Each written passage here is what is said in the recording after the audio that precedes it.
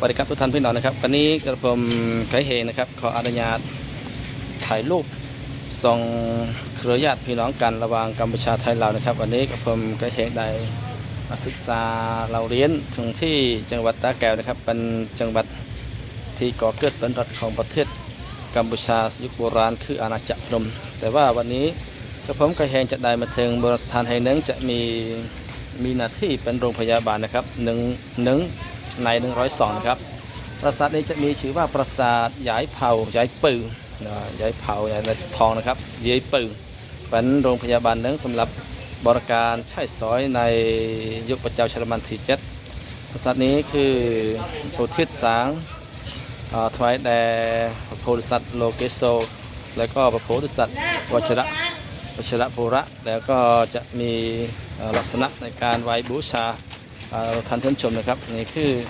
ปราสาทที่สุดยอดที่สุดนะครับเป็นโรงพยาบาลหนึ่งใน102แห่งในอาณาจักรเขมรโบราณแล้วก็ท่านจะได้เห็นสระน้ำอันใหญ่ปัจจุบันเขาเรียกว่าเป็นโรงพยาเป็นต้นเลนึกฝั่งนู้นนะครับเราจะเห็นสระน้ำโบราณนี่คือปัจจุบันเรียกว่าต้นเลนะครับแล้วก็ทุกท่านได้ชม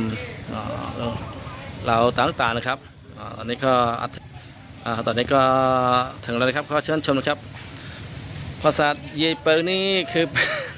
ปราสาทหนึ่งนะครับที่สร้างรัชสมัยของพระเจ้าชัยวรมันที่7อุทิศถวายแด่โลเกโซโพวัจระพัชุคระพัชครุเป็นเทพแห่ง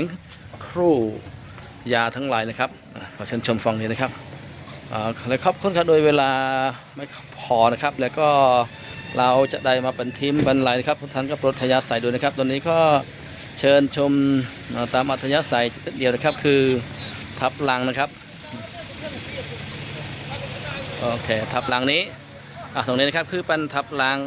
ลาวันใหญ่ที่การแย่งศาสนาเพื่อแสดงปาฏิหาริย์ของพระพุทธเจ้ากับพุทธศาสนาจีนนะครับข้างบนนั้นกิโลพระวิษณุกับพระหริหระคือพระวิษณุกับพระอิศวรนัตสินการแสดงระบำนะครับขอบคุณทุกท่านพี่น้องได้ชมแล้วก็ในปัจจุบันนี้ปราสาทเยเปิลนี้มีที่ตั้งอยู่ในบ้านบนเลบาตีตำบลกลางทนวงอำเภอบาตีจังหวัดสตึงเตรงประเทศกัมพูชาขอบคุณทุกท่านพี่น้องได้ชมวิดีโอคลิปแล้วขอชดโปรดช่วย subscribe คอมเมนต์ให้กับผมด้วยนะครับผมเอาไปโพสต์อยู่ในช anel YouTube ชื่อไกด์เขมรไทยสวัสดีโชคดีนะครับขอบคุณนะครับขอบคุณทุกท่านพี่น้องนะครับได้ชมวิดีโอคลิปแล้วขอเจอกันในวิดีโอคลิปใหม่ขอช่วย subscribe ครับสวัสดีทุกท่านครับ